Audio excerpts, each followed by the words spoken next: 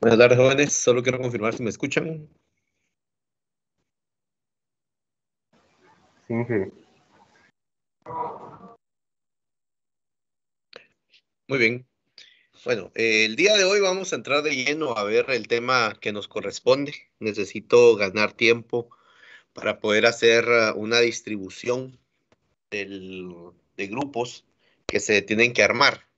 Solo les voy a avisando de antemano. Tienen que formarse 15 grupos de las 4 secciones. Pueden ser de la misma sección si ustedes quieren o de otra sección, no hay ningún problema. Pero tendrían que ser 10 grupos de 8 personas y 5 grupos de 7 personas para tener 15 grupos en total. Les aviso para que se vayan organizando, no para que lo hagan ahorita, ¿sí?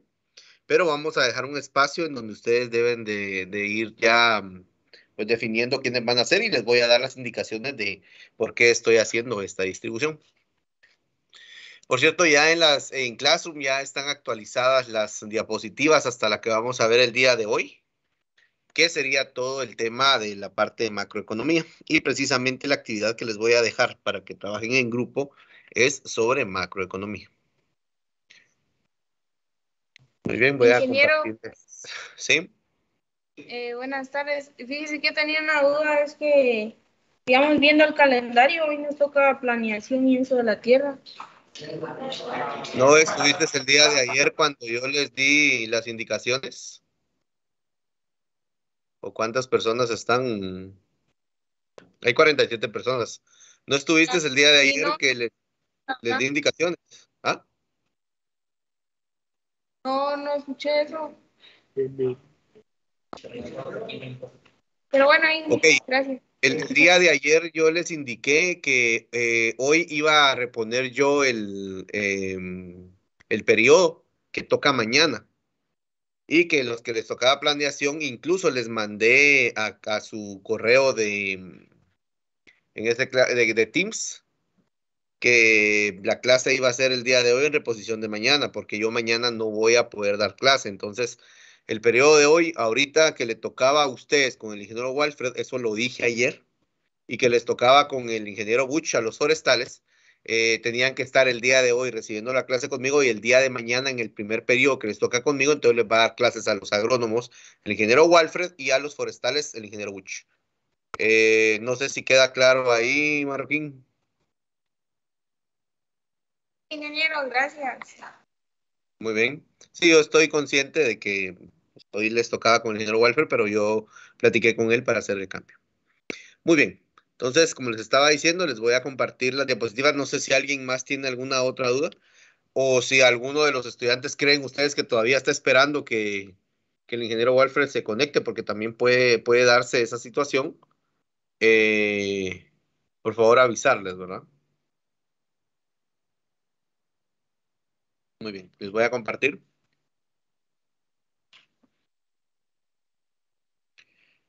El día de hoy vamos a ver o vamos a empezar a analizar el tema de políticas económicas.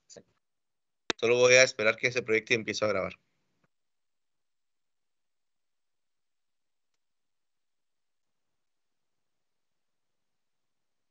Todavía no se ha proyectado, algunos ya, ahí estamos. Muy bien.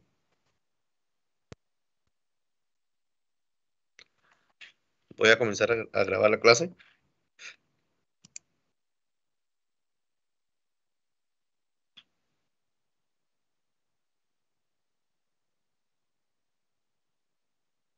Muy bien, les decía, el tema de políticas económicas o políticas macroeconómicas, como ustedes lo quieran visualizar, pues va enfocado específicamente en conocer cómo se encuentra un país, pero principalmente en cómo poder mover toda la política económica para generar ciertas condiciones. Por eso la política económica definida es aquella parte de la ciencia económica dedicada al estudio de los criterios, eso es muy importante porque son criterios los que hay que tomar, fines, medios y doctrinas que utilizan los gobiernos para intervenir en la actividad económica de un país. O sea, que es la forma en cómo el gobierno viene y trata de manejar un país para poder generar condiciones. Por eso es que dice acá al final, intervención de las autoridades públicas de un país en las actividades económicas. O sea, es una regulación. ¿Cómo regula el país ciertas condiciones? Pues lo hace mediante políticas económicas. Hay varios indicadores, hay varios temas, factores, variables que un país debe de manejar para poder hacer política económica. Ahora bien, ¿cuáles son los elementos básicos de esa política económica? Primero, el gobierno. ¿Por qué el gobierno? Porque la entidad que lleva a cabo la política económica es a quien le interesa poder venir y hacer movimientos para que el país se mantenga estable, para que el país crezca, o en algunos casos, porque se ha dado, aunque pareciera contradictorio, que la misma política económica lo que busca es que un país quiebre. Y eso se ha dado. Precisamente, quizá en algún sentido, no porque se tenga la intención, sino por desconocimiento, aunque las personas que están en algunos puestos, pues definitivamente también por mala intención hacen algunas cosas, ¿no? Pero el gobierno es el encargado de velar porque la política económica se cumpla. También se necesitan instrumentos que son los medios o formas de actuar del gobierno. Aquí nosotros vamos a ver dos instrumentos principales, que es la política monetaria y la política fiscal. Hay otros tipos de políticas también, pero que eso ya se estudian en términos de una macroeconomía pura. Aquí lo que estoy tratando es de darle los elementos básicos que a ustedes les pueden servir para poder entender su entorno. Otro de los elementos son los objetivos, o sea, cuáles son los fines que se desean alcanzar. Y dependiendo de esos fines, así van a ser los instrumentos que se van a utilizar. Y esos instrumentos, que son las medidas o formas de actuar del gobierno, tienen algunos elementos que son esenciales poder mover o poder, digamos, poder estandarizar, si queremos verlo de esa forma, o poder incluso reducir, no sé, depende mucho, hay muchas formas de poder ir regulando el tema de cómo un país o cómo la economía de un país puede comportarse. ¿Cuáles son los objetivos de la política económica? Pues primero ver el crecimiento y desarrollo económico. Eso es lo que se busca dentro de un país. Ahorita vamos a ver cuál es la diferencia entre crecimiento y desarrollo. El pleno empleo, se busca que exista empleo, ¿verdad? Obviamente un país que tiene pleno empleo logra hacer que sus pobladores tengan ingresos y que esos ingresos se conviertan en consumo y que ese consumo dinamice la economía. También la estabilidad de precios, ¿verdad? Se busca de que los precios no se disparen, que no hayan inflaciones que sean muy elevadas y eso va a depender de cómo alguien lo esté manejando. La distribución de la renta y la riqueza, eso es uno de los puntos medulares con el tema del crecimiento económico. No es lo mismo venir y tener crecimiento, pero resulta que no está bien distribuido, que es una de las situaciones que nos pasan a nosotros como país. Y luego el equilibrio de la balanza de pagos, en donde no tengamos datos negativos, sino que tratemos de que todo sea para bien del país. Esos serían los objetivos de la política económica. Ahora bien, antes de entrar al tema de lo que es el crecimiento y desarrollo económico, ¿alguien me puede dar o indicar, por ejemplo, cuál es la diferencia entre crecer y desarrollar? ¿Alguien que tenga una idea? ¿O entre crecimiento y desarrollo? ¿Cuál es la diferencia entre una y otra? Que Como son una, agrónomos, a ver, dime. Ingeniero, que una sería aumentar y la otra sería mejorar, ¿o no? Sí, lo puedes relacionar de esa forma. Aumentar, ¿cuál sería la de aumentar? La de aumentar sería la de crecimiento y la de desarrollar sería la de mejorar. Exactamente, sí. Me parece bien. Sí, sí aplica lo que estás indicando. ¿Alguien más? ingeniero, Sí, adelante. sí, yo tomo el crecimiento como un aumento, o sea, más. Y el desarrollo es más como una evolución, o sea, una transformación de algo. No sé si me voy a Muy bien. entender. Me parece, sí, efectivamente también va relacionado. Si lo vemos en una planta, por ejemplo, haciendo una analogía, una planta cuando crece es porque va aumentando de tamaño, Pero el desarrollo de la planta es cuando la planta está robusta, cuando la planta viene y ya emite fruto, cuando pues obviamente tiene sus ramas bien ubicadas. No es solo crecer como lo ve el crecimiento, sino que el desarrollo es cuando también toda la esencia de la planta se desarrolla, valga la redundancia, ¿verdad? Entonces, esa es una diferencia. Pues en economía los conceptos son muy parecidos, por eso era que lo estábamos viendo de esa forma, ya que crecimiento económico, pues es una variable que aumenta o disminuye el Producto Interno Bruto, o sea, es decir, el PIB. Quiere decir que cuando yo estoy creciendo económicamente, en economía se ve como un crecimiento del PIB, ¿sí? Ya, o sea, bueno, hay crecimiento económico. Ahora bien, ¿eso será que realmente le está dando desarrollo a un país? Pues definitivamente es algo que hay que analizar todavía. Pero dice, si el PIB crece a un ritmo superior al crecimiento de la población, se dice que el nivel de vida de esta aumenta. Ojo, eso es cierto, sí, solo si la distribución de la riqueza dentro del país se da de forma equitativa. Pero si el país sigue creciendo, pero tenemos índices de pobreza muy elevados, como lo estábamos leyendo el día de ayer, entonces en realidad no hay desarrollo. Ahí es donde está la diferencia, ¿no? Si por el contrario la tasa de crecimiento de la población es mayor que la tasa de crecimiento del PIB, podemos afirmar que el nivel de vida de la población está disminuyendo. Por eso es que es muy importante el concepto del PIB per cápita, para que nosotros podamos ir entendiendo cómo es que se está dando esa distribución hipotética de esa riqueza. Pero no es cierto. Era lo que les preguntaba. Si ustedes van a ver a su cuenta, no sé si tienen la cantidad de dinero que el PIB per cápita menciona, pero no lo creo. Bueno, algunos sí, hasta más. Pero, ¿por qué? Porque siempre en una parte es que se concentra esa riqueza y no se piensa eh, en la distribución que debe darse. Entonces, el crecimiento económico, pues obviamente aumento o disminución del Producto Interno Bruto. Ahora bien, desarrollo económico ya es algo diferente. ¿Por qué? Porque desarrollo económico estamos incluyéndole o forma parte de lo que es el desarrollo sostenible. Por eso indica que una comunidad, una nación realizan un proceso de desarrollo sostenible si el desarrollo económico va acompañado del humano o social y del ambiental, preservación de los recursos naturales y culturales y despliegue de acciones de control de los impactos negativos de la actividad humana. O sea que el desarrollo económico tenemos que ver el aspecto social y tenemos que ver el aspecto ambiental. Que el aspecto ambiental es un agregado acá que muchos no lo colocan, pero sí en la actualidad es muy necesario. ¿Por qué? Porque no podemos vivir si nos terminamos o acabamos con este mundo. Creo que que muy pocos tendrían oportunidad de sobrevivir porque solo los que tengan posibilidad de irse a otro planeta. Y aún estamos tratando de desarrollar como mundo.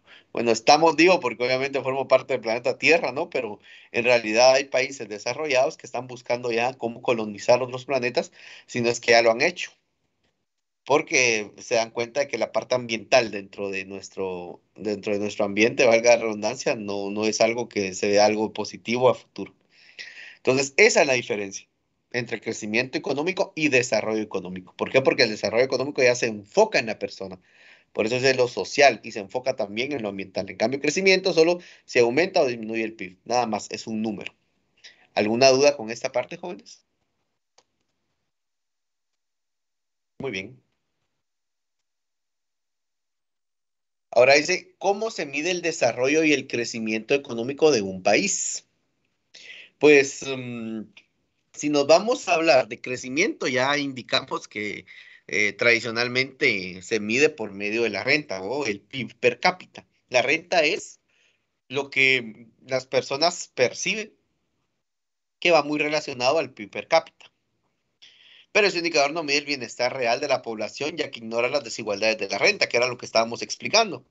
No, no podemos decir que estamos bien como país si tenemos un PIB per cápita muy alto, pero tenemos índice de pobreza altos también. Entonces, y una de las fórmulas alternativas más eficaz de medir el bienestar de un pueblo es por medio del IDH, que es el índice de desarrollo humano, que lo vimos el día de ayer, ¿se acuerdan? Vimos el IDH y también vimos el índice de Gini, que son dos indicadores que nos dicen a nosotros cómo es que un país se ve, uno midiendo obviamente el bienestar y el otro midiendo la desigualdad. Muy bien. Ahora bien, ¿ustedes han escuchado el concepto de país desarrollado y país subdesarrollado? ¿Sí o no? ¿Alguien me puede decir qué idea les da a ustedes cuando se habla de un país subdesarrollado?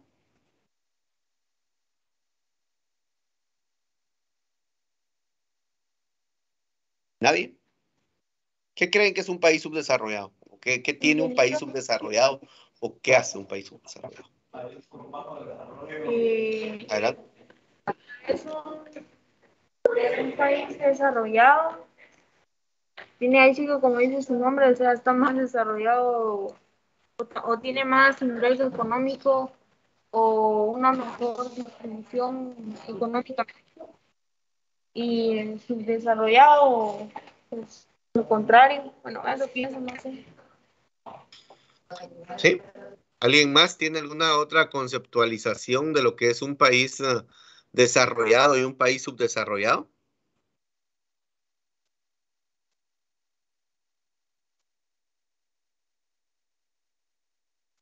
¿No? Muy bien, ahorita lo vamos a explicar entonces. Me imagino que si tienen, no quieren opinar el día de hoy, tal vez por la hora ya están cansados, ¿no? Pero dice, actualmente contrastan bruscamente dos realidades, los países desarrollados y los países subdesarrollados. Solo una de cada 5 personas habita en países desarrollados. Es decir, que el 20% de la población mundial vive en países desarrollados, solo el 20%. ¿Cuál es la diferencia entre uno y otro? Pues, obviamente hay varias diferencias. Tenemos que los países desarrollados tienen una alta renta per cápita, es decir, elevados ingresos medidos por persona, por encima de los $10,000 anuales, una industria potente y tecnológicamente avanzada. El contraste por el mundo subdesarrollado es que los países subdesarrollados tienen una baja renta por habitante, menor a $2,000 anuales. Desarrollo industrial escaso e incipiente que depende de la inversión exterior y está basado en la mano de obra barata y en el alto consumo energético. Por otro lado, un país desarrollado pues tiene un alto nivel de vida que se refleja en el desarrollo de la infraestructura y las cantidades y calidades de servicios sanitarios, educativos, culturales, etcétera. Y tenemos por el lado del país subdesarrollado recursos naturales destinados a la exportación, o sea, se encargan de explotar los recursos naturales y de vender los recursos naturales. Pero lastimosamente no lo ven de una manera sostenible, sino solo como algo finito, ¿no? Que lo venden y no les interesa.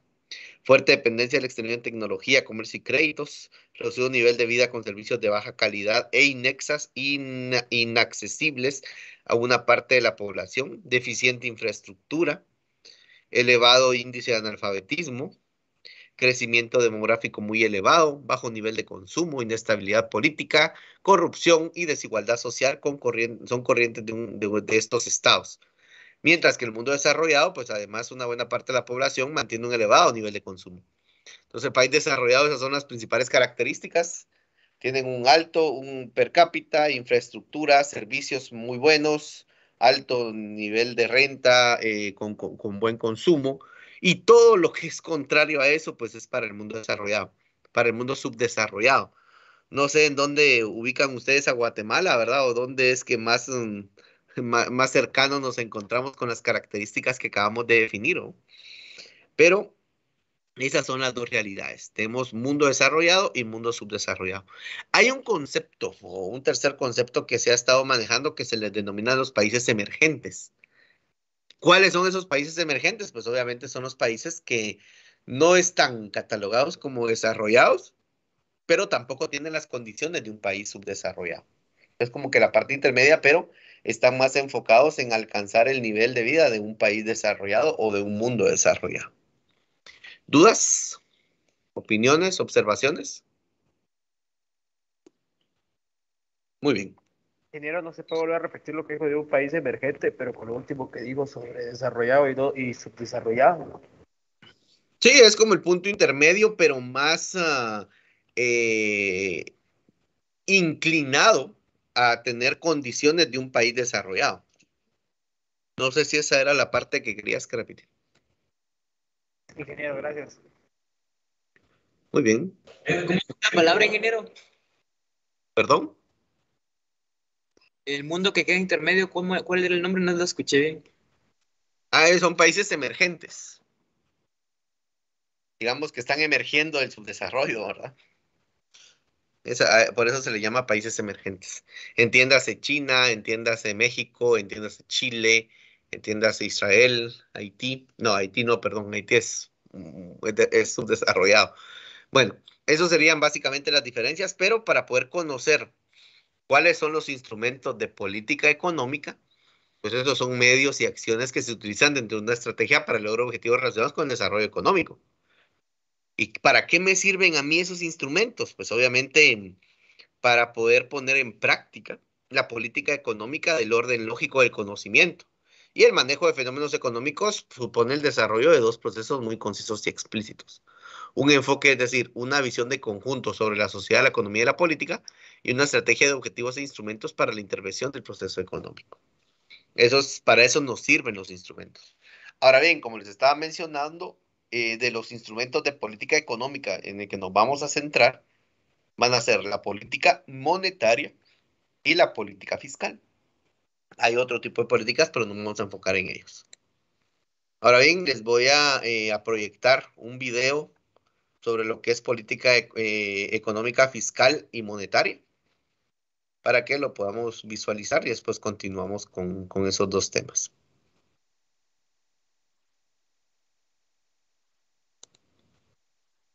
Siempre, por favor, me confirman si si están viendo YouTube. Y sobre los instrumentos de la ¿sí se escucha? política económica. Sí, ok. Perfecto, entonces los dejo ahí con el video, ¿verdad? Y luego lo discutimos.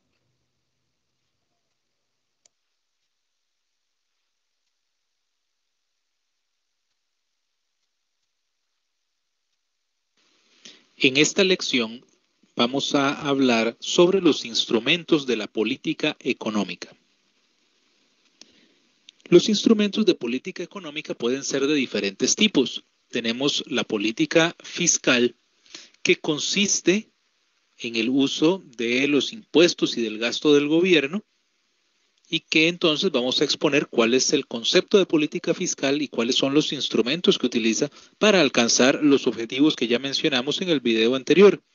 Y tenemos también la política monetaria, que se refiere entonces al efecto que se realiza sobre la cantidad de dinero y su costo para poder alcanzar entonces también los objetivos, y utiliza entonces también otros instrumentos. Muy bien, entonces hablaremos primero de política fiscal. La política fiscal se refiere entonces a las variaciones discrecionales que un gobierno efectúa en sus ingresos y en sus gastos para poder influir sobre el nivel de actividad económica. Es decir, el gobierno quiere entonces afectar los impuestos y afectar los gastos que realiza para de esa manera influir sobre las decisiones de consumo, de inversión, de ahorro que realizan las personas, que realizan las empresas, y así tratar de lograr entonces los diferentes objetivos de política económica. Si, por ejemplo, el objetivo es contener la inflación, el tipo de política fiscal que se utilizaría para cerrar una brecha inflacionaria la llamamos política fiscal restrictiva, y puede consistir en una reducción del gasto real de bienes y servicios que realiza el gobierno. Es decir, que el gobierno entonces gaste menos y de esa manera la demanda agregada no se vea influida a crecer, sino más bien a reducirse, y así disminuir la presión inflacionaria. O bien el aumento de los impuestos. Al tener impuestos más altos, entonces la gente va a tender a consumir menos, las empresas van a tender a gastar menos, de manera tal que se disminuye la demanda agregada y así haya entonces menor presión inflacionaria. Si el objetivo es reducir el desempleo, o sea, cerrar una brecha recesiva, entonces se utiliza una política fiscal expansiva que puede consistir en un aumento del gasto real en bienes y servicios que el gobierno realiza, en este caso más bien para incrementar la demanda agregada y reducir entonces la recesión, o bien una reducción de los impuestos de manera tal que se estimule el consumo y la inversión, y se incrementa entonces la demanda agregada. Una política fiscal activa en el largo plazo, una vez que logre el pleno empleo, tratará de alcanzar la tasa de crecimiento de la producción, es decir, del Producto Interno Bruto, más alta posible, pero que permita entonces una tasa baja de desempleo y estabilidad de precios. El logro del equilibrio entre desempleo e inflación es el reto de largo plazo de una política fiscal activa que proporcione el mayor crecimiento posible. Por el lado de la política monetaria, decimos que es la manipulación de las variables financieras por parte del Banco Central con el propósito de lograr el pleno empleo, la máxima producción, la estabilidad de los precios y el equilibrio en la balanza de pagos. Sobre los objetivos de un banco central existe cierta discusión. Muchos economistas son de la posición de que el único objetivo que puede tener un banco central es la estabilidad de precios, mantener baja la inflación, pero hay otros economistas que establecen que podría el Banco Central tener el objetivo de reducir el desempleo, como ocurre en Estados Unidos, donde el Banco Central no tiene el objetivo único de reducir la inflación. Y así el Banco Central también en casi todos los países está interesado por el equilibrio en la balanza de pagos y por promover la producción en el país. ¿Cuáles son los instrumentos de política monetaria? Bueno, uno es el encaje mínimo legal, que son los requerimientos de reserva o el coeficiente de caja que deben mantener los bancos comerciales en el Banco Central. El encaje mínimo legal limita la cantidad de dinero que un banco puede prestar y mientras más alto sea el encaje legal, pues menos van a tener capacidad de prestar los bancos comerciales. Entonces, a más encaje legal, mientras más elevado sea el encaje legal, menor será la creación de dinero secundario por parte de los bancos comerciales. Es decir, al prestar menos, van a poner a circular menos dinero en la economía. El segundo es la tasa de redescuento y el redescuento mismo. Si, por ejemplo, se aumenta la tasa de redescuento y se disminuye el monto de las líneas de redescuento que el Banco Central le ofrece a los bancos comerciales, entonces esto tenderá a provocar una contracción del crédito y una señal de alarma. Esta contracción del crédito hará que se eleven las tasas de interés, que se disminuya el descuento y entonces disminuya el monto de la inversión y los inventarios. Esto contrae la demanda agregada, eliminando presiones inflacionarias. Y luego tenemos el instrumento que tal vez usan más los bancos centrales, que corresponde a las operaciones de mercado abierto. Esta es la actuación del Banco Central a través de la compra y venta de bonos en los mercados financieros. Si el Banco Central compra bonos, entonces la masa monetaria en circulación se incrementa, como ha ocurrido, por ejemplo, en Estados Unidos durante los últimos años, donde el Banco Central de Estados Unidos, que es la Reserva Federal, ha estado comprando mensualmente una determinada cantidad de dinero, de bonos, y lo cual significa que empieza a poner en circulación dinero, y esto lo hace entonces para que al haber más dinero en la economía, pues tienda a reactivarse el consumo y la inversión. Por el contrario, si vende los bonos, más bien empieza a captar dinero y a sacar dinero de circulación y entonces contrae el medio circulante. ¿Cómo aplicamos entonces la política monetaria? Bueno, es una segunda alternativa. La primera que mencionamos era la política fiscal que tiene el gobierno para afectar la demanda agregada con el fin de alcanzar sus objetivos. Existe una fuerte correlación entre la oferta monetaria y el desempeño normal de la demanda agregada y de la oferta agregada. Es decir, la oferta monetaria, la cantidad de dinero que circula en la economía, afecta a la demanda y la oferta agregada. Los incrementos o disminuciones de la oferta monetaria afectan las tasas de interés, porque pueden afectar entonces la cantidad de fondos prestables en la economía y de esa manera influyen sobre las decisiones de inversión y de consumo de empresas y personas. Por otro lado, tenemos que las contracciones en la oferta monetaria provocan efectos negativos sobre la demanda agregada, pero las expansiones pueden llevar a crecimientos excesivos de la demanda agregada, generando inflación. Es por eso que es necesario mantener un adecuado control de los agregados monetarios. Los bancos centrales cuidan entonces que no se den excesos en el medio circulante, en el crédito, en la liquidez total de la economía, para evitar entonces las brechas inflacionarias y las brechas recesivas. Sobre esto también existe cierta discusión y hay algunos economistas que creen que más bien la política monetaria tiende a crear las brechas inflacionarias y las brechas recesivas. Si el gasto total en una economía resulta mayor que su capacidad productiva, es decir, una brecha inflacionaria, entonces se debe reducir la cantidad de dinero y encarecer el crédito. Esto sería una política monetaria restrictiva cuando las tasas de interés suben y cuando tenemos menos crédito. Esto para contraer la demanda agregada y evitar entonces presiones al alza en los precios, es decir, evitar la inflación. Por el contrario, si existe en la economía capacidad ociosa por falta de demanda, es decir, lo que tenemos es una brecha recesiva, entonces se deberá estimular la demanda agregada, estimular el gasto aumentando la cantidad de dinero. Esto abarata el crédito, es decir, reduce las tasas de interés, sería una política monetaria expansiva.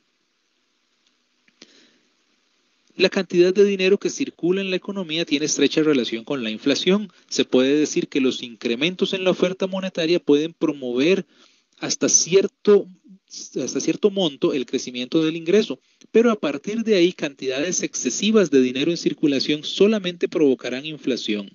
Simbólicamente podríamos verlo así, un cambio porcentual en MS, donde MS es la oferta monetaria, la oferta de dinero, se traducirá en un cambio en Y, donde Y es el ingreso, es decir, un incremento en el Producto Interno Bruto, más el resto de lo que se incremente la oferta monetaria se traducirá en un cambio en los precios, es decir, inflación, incremento de precios solamente. Muchas gracias.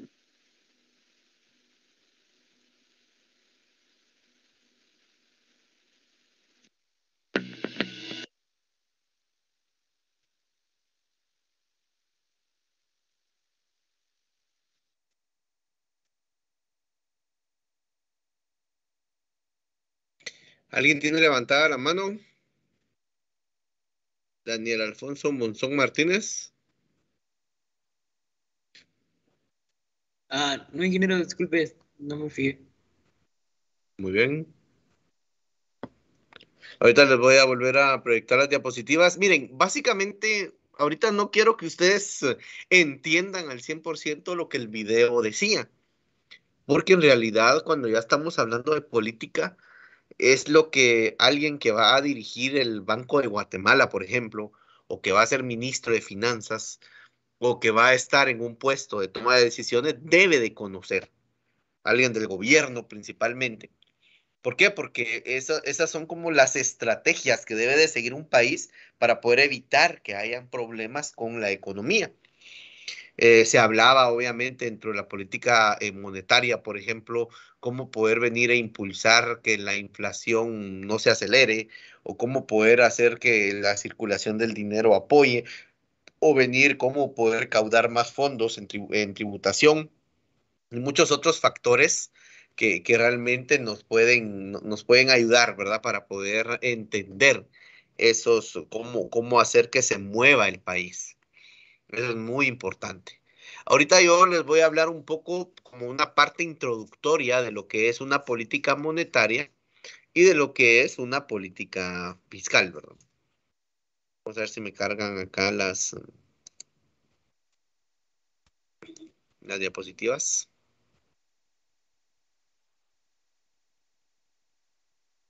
Muy bien, entiéndase entonces como política monetaria o política financiera, que es una rama de la política económica que usa la cantidad de dinero como variable para controlar y mantener la estabilidad económica.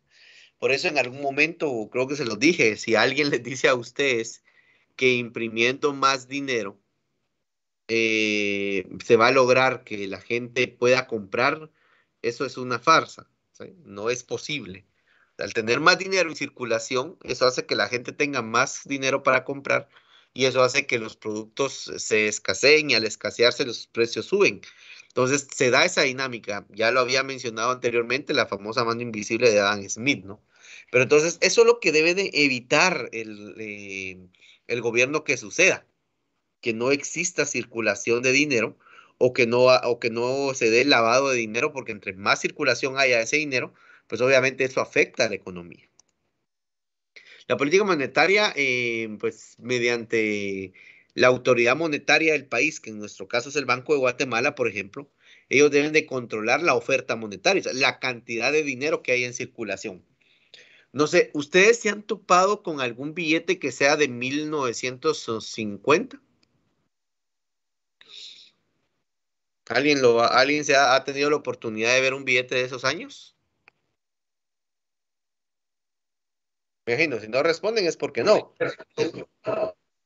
¿Perdón, Daniel? Mi bisabuela tenía uno. Ah, qué bien, excelente. De hecho, guardarlo si es que todavía lo tienen, porque conforme va pasando el tiempo, pues se vuelven escasos. ¿Por qué? Porque el Banco de Guatemala se encarga de recoger los billetes, prácticamente incinerarlos para poder cambiarlos por nuevos. ¿Por qué hacen eso? Porque así pueden venir, recogen todos esos billetes, ahí se dan cuenta cuántos billetes falsos hay en circulación, porque los hay, por eso hay que tener mucho cuidado y con eso pues logran mantener la circulación que realmente debe ser y regular esa parte. También ven los tipos de interés o costo del dinero, ¿verdad? Ellos manejan qué tipo de interés fijo el Banco Central, la autoridad nominadora. Se recuerdan que era el interés, la tasa líder la que el banco maneja, ¿verdad? ¿Y con qué fin lo hace? Pues obviamente solo para ver cómo es que se va orientando cuáles son los tipos de intereses que deberían de cobrarse en el sistema. Entonces, ese tipo de interés que fija el Banco Central, la autoridad monetaria a muy corto plazo, con el fin de lograr un conjunto de objetivos orientados hacia el crecimiento y la estabilidad de la economía. Entonces, en la oferta monetaria es la forma en cómo nosotros vamos a estandarizar el concepto, pues hay que definir dinero, ¿verdad? Dinero, perdón. Y lo que se hace es ver cuánto de dinero va a estar distribuido en la economía. Entonces, el dinero lo utilizamos como un medio de pago, un medio de deuda, depósitos de valor. Y la persona que dice que tiene dinero es porque realmente maneja una cantidad en efectivo o bien en otro tipo de forma, como actualmente lo estamos viendo, ¿verdad? Por eso es que los diferentes tipos de dinero son típicamente clasificados como MS y por lo general van desde M0, que es reducida, hasta M3, que es la más amplia. Entonces, esta MS, cuando ustedes se encuentren en políticas económicas o en graficaciones, la denominación MS hace referencia a la oferta monetaria. Entonces, ¿cómo lo clasificamos? Pues M0, el total de monedas y billetes, que es la base monetaria. Por ejemplo, ustedes están en un salón y si cada uno de ustedes saca de lo que tienen en su billetera, en efectivo en ese momento, en monedas y billetes, esa es la base monetaria. El M1 es efectivo en manos de público más depósitos a la vista. Es el efectivo que tienen más los depósitos que pueda tener. Por ejemplo, alguien puede tener también algún tipo de tarjeta monetaria. Miren, una vez la tarjeta les dé dinero automáticamente, entonces se considera como M0. ¿Por qué? Porque está disponible. Entonces, cuando tenemos el M1 no es más que el M0 más los depósitos a la vista. ¿Cuáles son los depósitos a la vista? Pues obviamente lo que ustedes pueden tener, como les estaba diciendo, en el banco y que lo pueden obtener rápidamente. Una tarjeta de crédito no forma parte de la oferta monetaria, ¿oyen? ¿Por qué? Porque no es dinero que sea de uno. M2 es igual al M1 que incluye al M0 más los depósitos a plazos de un año y el M3 que es igual al M2 más los depósitos a largo plazo que son más de un año. Y toda esa es la oferta monetaria que existe en la economía. Ahora bien, dentro de las políticas monetarias que podemos tener, Daniel, ¿activaste tu audio? Sí, podría volver a explicar qué era M1. M1 es el efectivo que tenés más tus tarjetas, más lo que tenés depositado que está a la vista. O sea que ya lo puedes cobrar. ¿Sí? O sea, lo puedes canjear. Yo creo que había dicho que el M0 incluía eso, no, pero es el M1 el que incluye tu tarjeta de débito, por ejemplo. Con tu tarjeta de débito puedes ir al cajero y obtener dinero rápidamente, ¿sí o no? Con un cheque, por ejemplo, también puedes ir y obtener el dinero. Esos son depósitos a la vista, o sea que los tenés. En cambio, los depósitos a plazos es cuando ya los guardas por determinado tiempo y no los puedes obtener tan rápidamente. No sé si queda claro. ¿Sí o no? Ingeniero, gracias. Bien. Ingeniero, ¿y a qué se refiere con depósitos a largo plazo? Depósitos a largo plazo, más de un año, es que vos vayas a depositar tu dinero en ahorro y que lo dejes a plazo fijo por más de un año. Entonces no lo puedes usar rápidamente porque si lo usas rápidamente te pueden penalizar. No sé si explico tu pregunta. Sí, gracias. Muy bien. Ahora, ¿en qué tipo de políticas monetarias se pueden tener? Podríamos tener una política monetaria expansiva, que es cuando se busca aumentar el tamaño de la oferta monetaria. O sea, dice el banco, bueno, entonces lo que vamos a hacer es que vamos a inyectar más dinero a la economía como para poder crear un efecto inflacionario. Eso lo puede hacer el gobierno. O la política monetaria restrictiva es aquella en busca de contraer el tamaño de la oferta monetaria. Quiere decir que va a sacar dinero de circulación, lo puede hacer. El Banco de Guatemala retiene el dinero para poder evitar que exista. Entonces, a eso se refieren las políticas, ¿miren? La forma en cómo el gobierno puede venir y hacer movimientos con las herramientas que tienen esas políticas. ¿Cuáles son los objetivos de la base política monetaria? Es estabilizar el valor del dinero, aumentar la tasa de crecimiento económico, mantener el menor nivel de desempleo posible, mantener el mayor equilibrio posible en la balanza de pagos, mantener un tipo de cambio estable, proteger las reservas internacionales. Es básicamente lo que busca. Repito, las políticas económicas lo que buscan es que exista estabilidad económica dentro de un país. Muy bien, otro tipo de política que tenemos sería la política fiscal, que ya el video lo estaba relacionando. Básicamente, esta política habla del uso del gasto público y la recaudación de impuestos para influir en la economía. Y los principales instrumentos que se van a tener en esta política fiscal, pues son el gasto público y los impuestos. Entonces, ¿qué busca? Los cambios en el nivel de composición de los impuestos y el gasto público pueden influir en las siguientes variables de la economía: la demanda agregada y el nivel de actividad económica, el patrón de generación de recursos y la distribución de los ingresos. Ya que la política fiscal, que es tener, sería recaudar fondos por parte de la SAT, que en este caso es quien lo hace, para poder ver y que el gobierno pueda invertir, ¿no? Eso es lo que busca la política fiscal. Entonces tenemos tres posiciones de política fiscal o tres formas de poder hacerlo. Uno es una política fiscal expansiva, que implica un aumento neto del gasto público a través de aumentos en el gasto público o una menor recaudación fiscal o una combinación de ambos. Esto dará lugar a un déficit presupuestario mayor o a un mayor superávit y se asocia generalmente con un déficit fiscal. ¿Qué quiere decir eso? Que viene el gobierno y puede venir y hablar de que va a aumentar el gasto público por tal de que exista inversión y que eso dinamice la economía. Eso podría ser una política, por eso le llaman expansiva.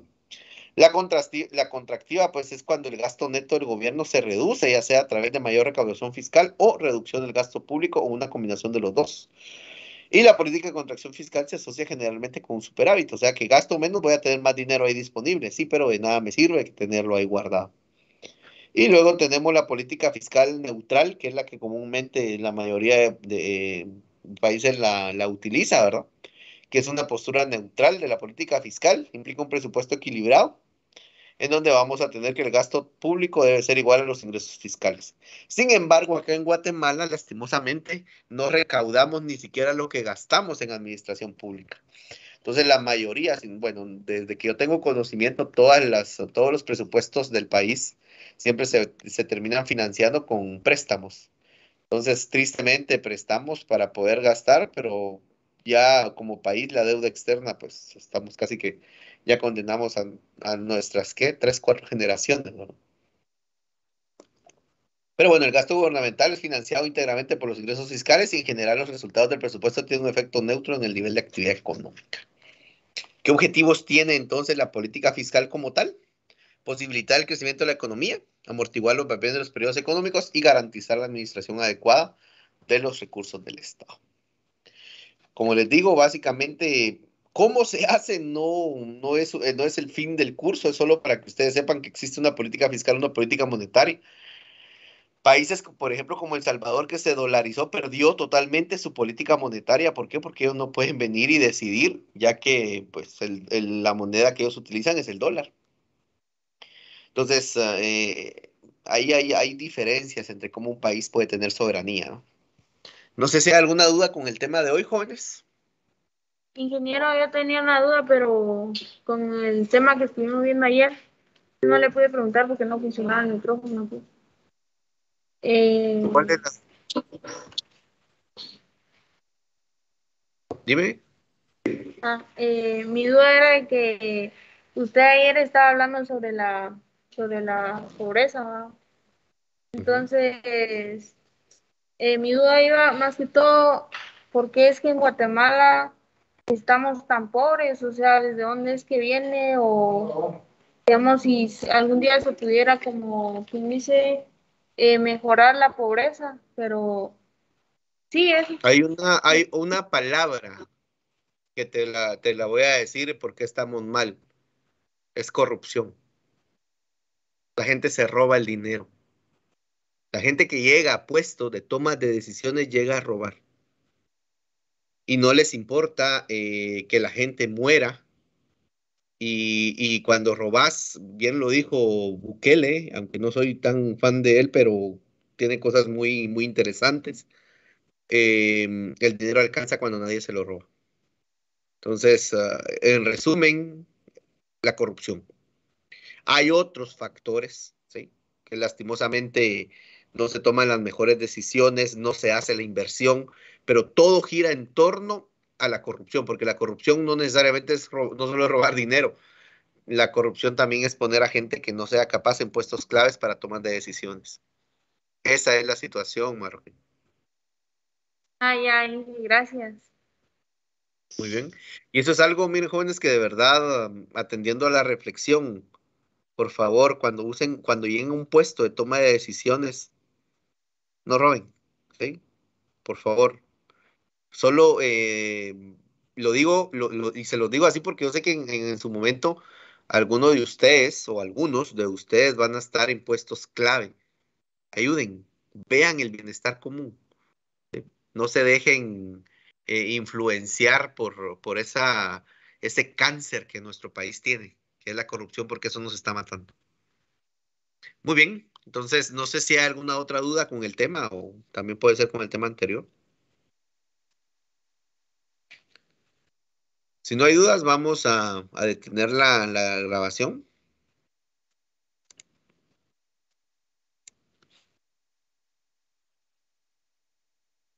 Muy bien, y vamos a proceder, jóvenes, a lo que platicamos, ¿no? Que es la designación. Por eso quiero compartirles, creo que no lo tengo abierto, si me permite.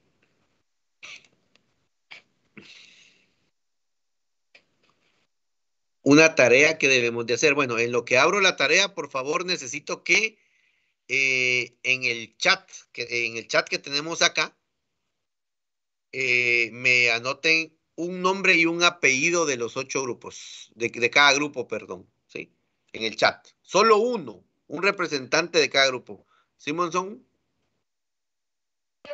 Solo una consulta, ingeniero. O sea, ¿podría repetirme lo que es política fiscal? la recaudación de ver cómo se recauda el dinero que se va a utilizar para la inversión pública. Ver cómo se hace el gasto del público y para cumplir con los presupuestos que el gobierno tiene. Esa es la política fiscal. No sé si se entendió. Sí, ingeniero. Perdón. Sí. Muy bien. Ingeniero, de cuántos integrantes había dicho? Disculpe. Dije 10 grupos de 8 y 5 grupos de 7. Quiero un nombre y un apellido de cada integrante, solo un mensaje y solo una persona que lo escriba en el chat, por favor. Necesito 15. Iván Márquez, ¿solo tu nombre pusiste o por qué agregaste tu nombre nada más? Tienen que ser todos los integrantes en un solo mensaje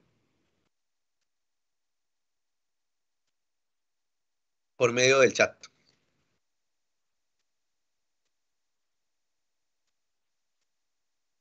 Una sola persona, por favor, que anote los nombres. Vamos a dar unos minutos para que lo hagan y se organicen, por favor.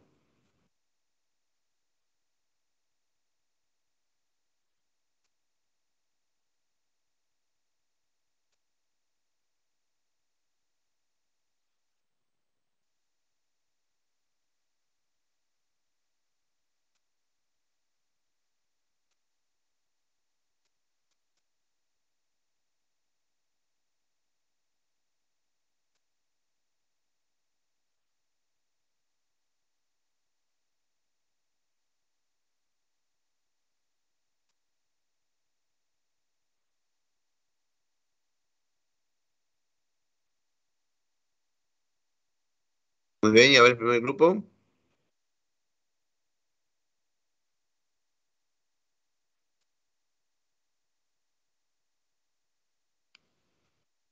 Jóvenes, es en un solo mensaje, por favor, no me los estén enviando individualizados. Es un solo mensaje con Bien. un nombre y un apellido de cada integrante. Disculpe, ¿cuántos integrantes había dicho? Repito, 10 grupos de 8, 5 grupos de 7. Cuando se cumplan los grupos de 8, ya no acepto grupos de 8.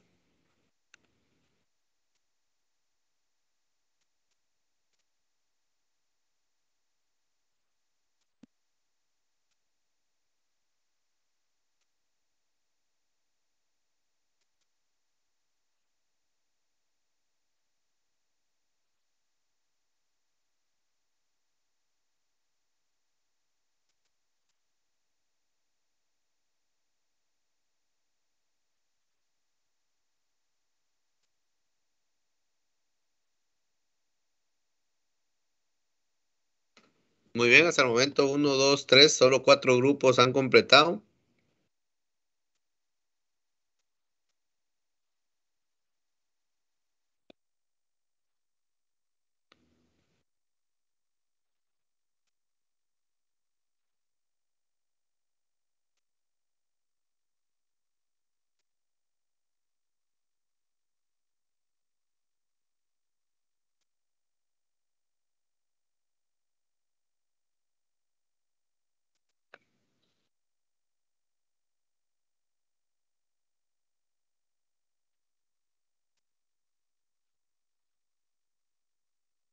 Van 4 de 8 y uno de 7.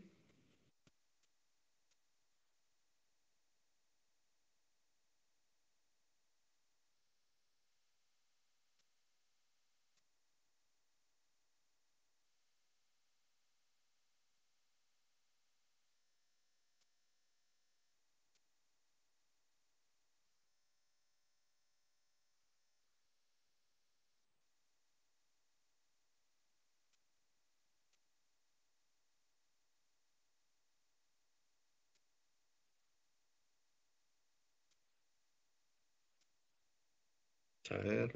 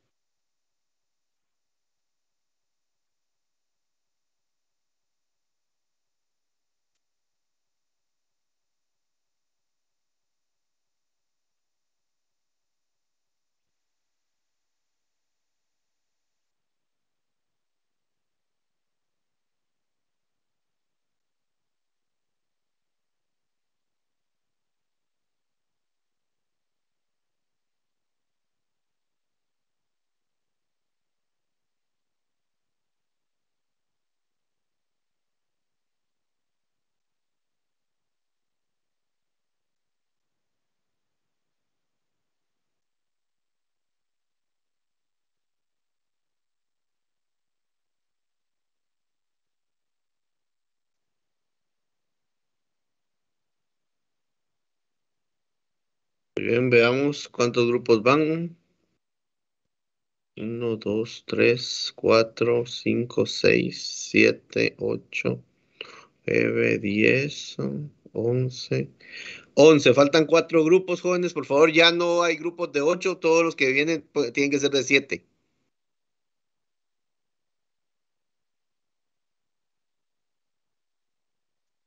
Les pedí un nombre y un apellido. No entiendo por qué ponen todo el nombre.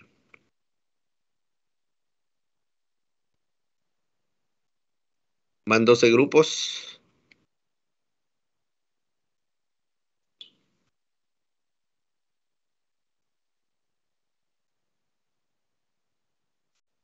Faltan 3 grupos, jóvenes.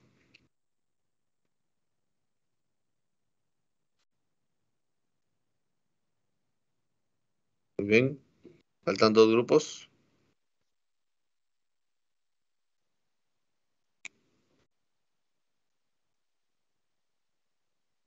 Muy bien, vamos a comenzar entonces a hacer la designación en lo que los otros 2 grupos mandan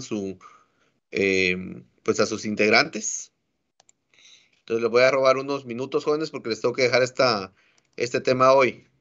El día de mañana, les repito, yo no voy a estar. Les va a dar clases el ingeniero Walfred y el ingeniero Butch en